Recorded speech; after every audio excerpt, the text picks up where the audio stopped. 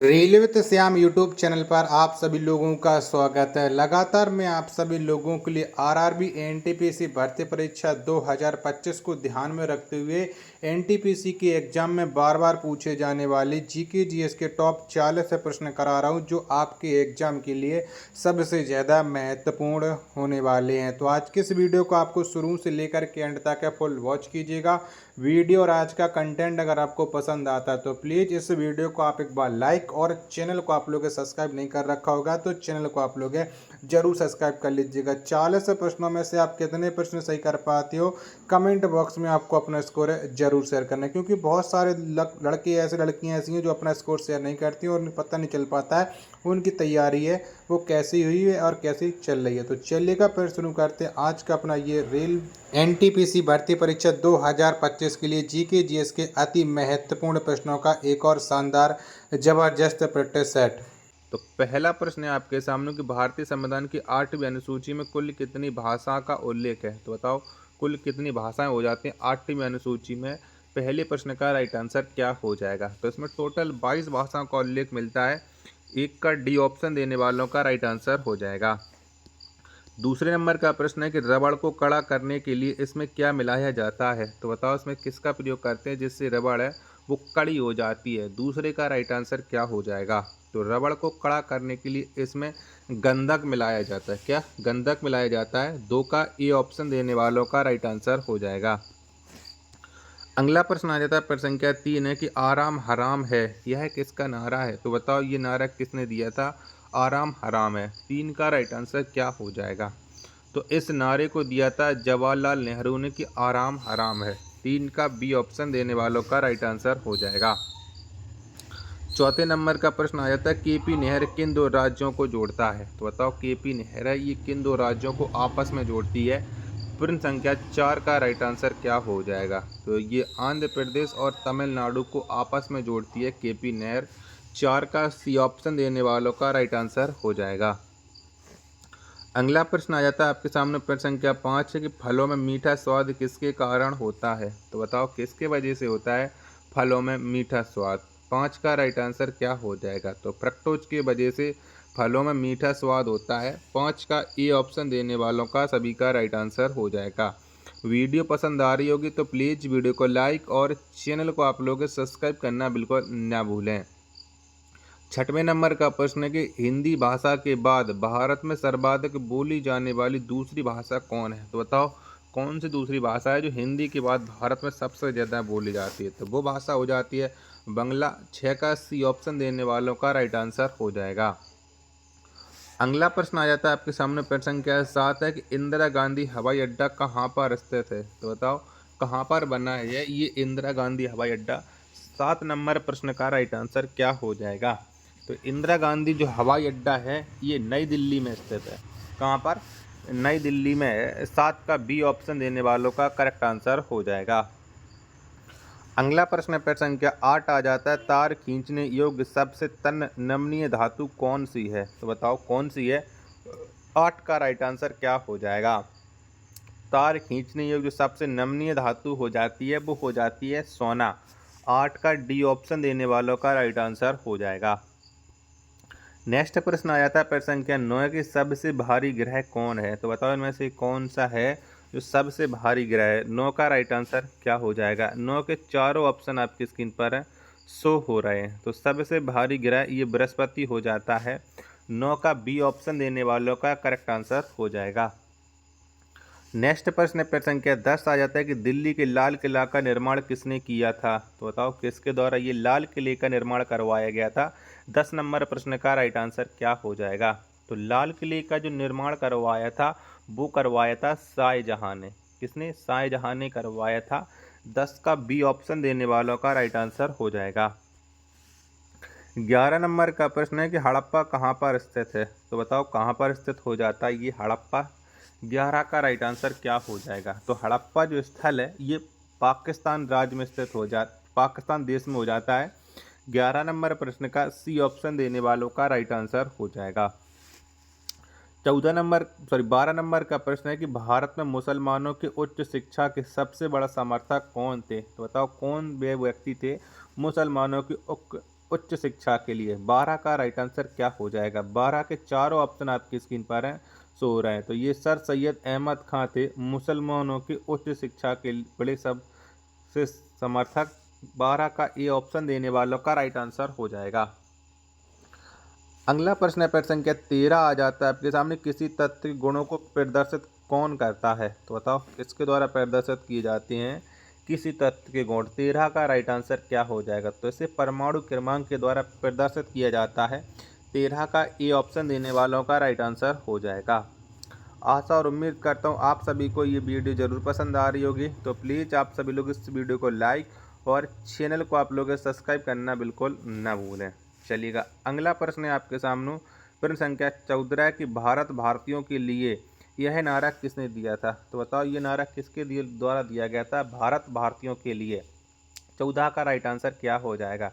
तो इस नारे को जो दिया था वो आर्य समाज ने दिया था, यानी 14 नंबर प्रश्न का बी ऑप्शन देने वालों का राइट आंसर हो जाएगा।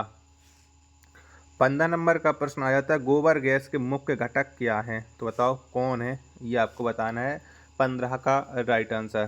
तो गोबर गैस के जो मुख्य घटक हो जाते हैं वो हो जाती है मीथेन। कौन? मीथेन हो जाता है।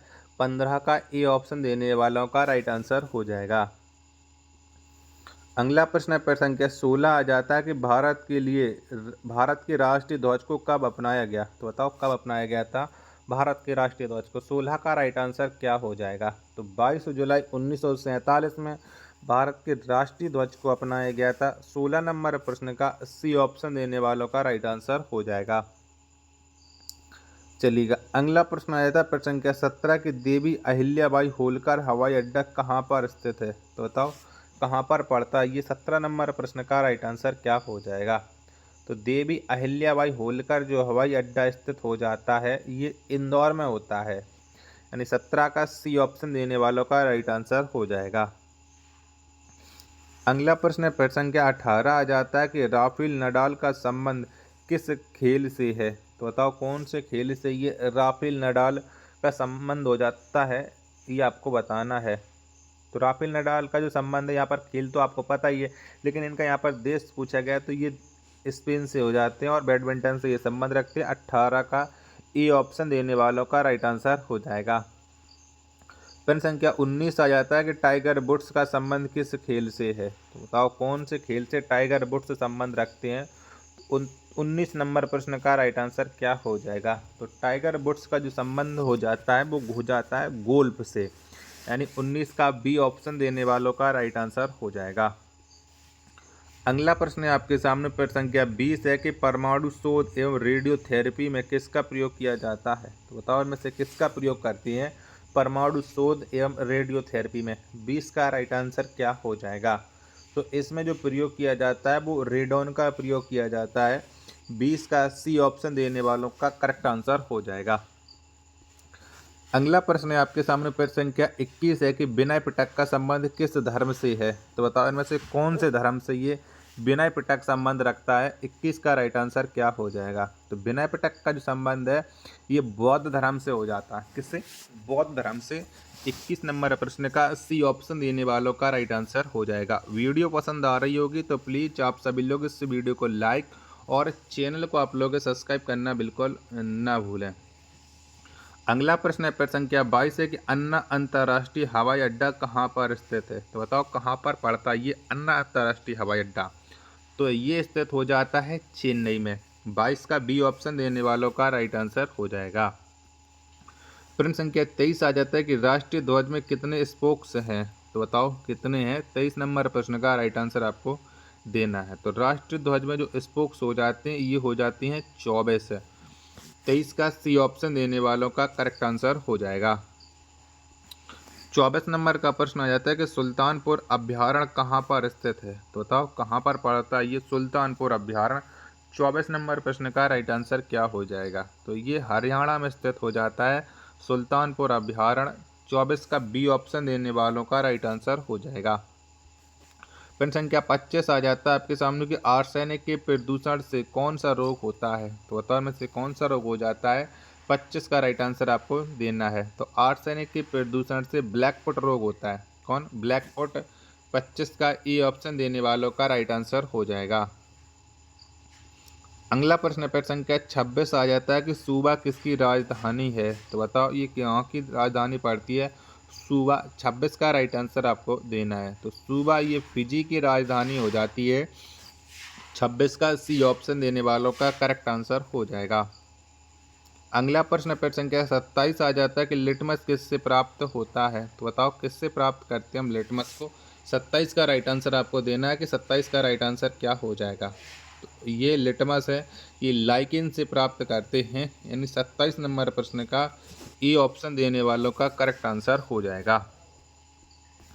अगला प्रश्न प्रश्न संख्या 28 आ जाता है आपके सामने कि अखरोट में कौन सा अम्ल पाया जाता है। तो बताओ में से कौन सा अम्ल प्राप्त करते हैं अखरोट से। 28 नंबर प्रश्न का राइट आंसर क्या हो जाएगा। तो अखरोट में टैनिक अम्ल पाया जाता है। क्या टैनिक अम्ल 28 का ए ऑप्शन देने वालों का राइट आंसर हो जाएगा। अगला प्रश्न पेड़ संख्या 29 आ जाता है कि सबसे चमकीला ग्रह कौन है। तो बताओ इनमें से कौन सा सबसे चमकीला ग्रह हो जाएगा, ये आपको बताना है। जब तक मैं आपको इस प्रश्न के सभी ऑप्शन दिखा रहा हूँ तब तक आप लोग इस वीडियो को लाइक करके चैनल को आप लोग ज़रूर सब्सक्राइब कर लीजिएगा। तो बताओ 29 नंबर प्रश्न का राइट आंसर क्या हो जाएगा कि इनमें से सबसे चमकीला ग्रह है।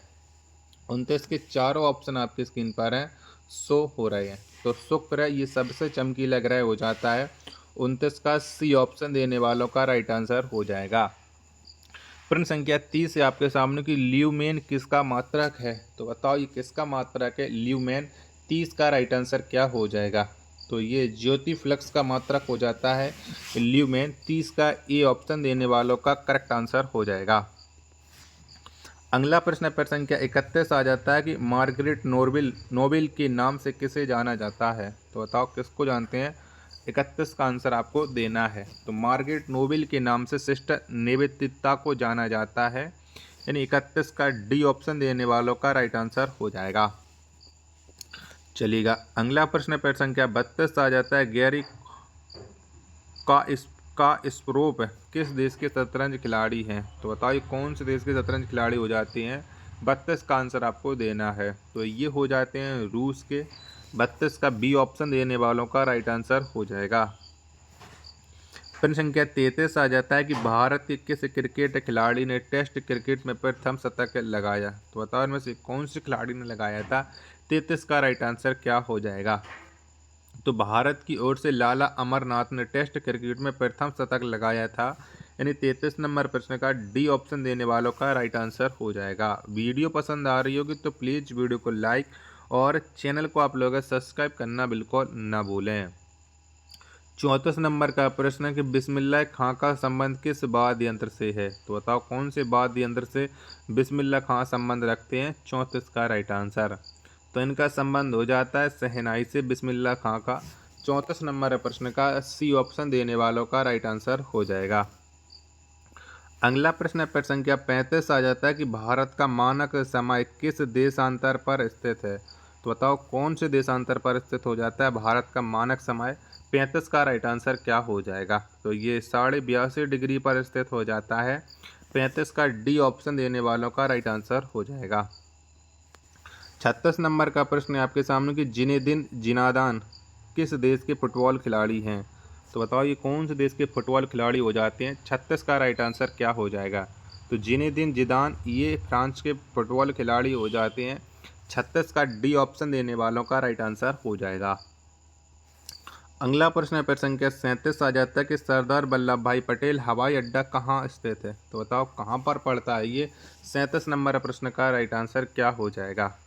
तो सरदार वल्लभ भाई पटेल जो हवाई अड्डा स्थित हो जाता है वो अहमदाबाद में हो जाता है। 37 नंबर प्रश्न का डी ऑप्शन देने वालों का राइट आंसर हो जाएगा। अगला प्रश्न प्रश्न संख्या 38 से आपके सामने कि सिंध प्रांत को अंग्रेज ने किस वर्ष अपने साम्राज्य में मिलाया था। तो बताओ कब मिलाया था। 38 का राइट आंसर क्या हो जाएगा। तो सिंध प्रांत ने अंग्रेज को 1843 में अपने साम्राज्य में मिलाया था, यानी 38 नंबर प्रश्न का बी ऑप्शन देने वालों का राइट आंसर हो जाएगा। नेक्स्ट प्रश्न प्रश्न संख्या 39 आ जाता है कि भारत का प्रथम परमाणु परीक्षण कहाँ पर किया गया। तो बताओ कहाँ पर हुआ था। 39 नंबर प्रश्न का राइट आंसर आपको देना है। तो भारत का प्रथम परमाणु परीक्षण ये पोखरण में हुआ था। कहाँ पर? पोखरण में। 39 का सी ऑप्शन देने वालों का राइट आंसर हो जाएगा। चलिएगा, अगला प्रश्न आया था प्रश्न संख्या 40 और अंतिम प्रश्न है, लाल बहादुर शास्त्री हवाई अड्डा कहाँ है? तो बताओ कहाँ पर पड़ता है लाल बहादुर शास्त्री हवाई अड्डा? 40 का आंसर आपको देना है। तो ये वाराणसी में स्थित हो जाता है। 40 का बी ऑप्शन देने वालों का सभी का राइट आंसर हो जाएगा। आशा और उम्मीद करता हूँ आप सभी को ये वीडियो और ये कंटेंट जरूर पसंद आया होगा। तो प्लीज़ वीडियो को लाइक और चैनल को सब्सक्राइब करना बिल्कुल ना भूलें। मिलते हैं नेक्स्ट वीडियो के साथ, तब तक के लिए धन्यवाद। जय हिंद, वंदे मातरम।